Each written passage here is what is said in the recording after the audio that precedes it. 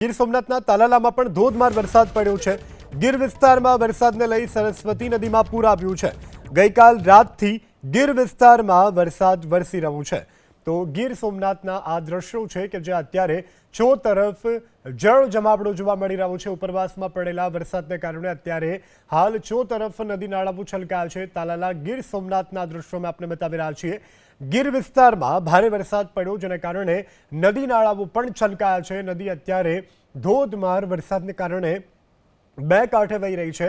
ત્યારે ગીર સોમનાથના દ્રશ્યો છે। ગીર સોમનાથના તાલાલામાં પણ ધોધમાર વરસાદ પડ્યો છે। ગીર વિસ્તારમાં વરસાદને કારણે સરસ્વતી નદીમાં પૂર આવ્યું છે।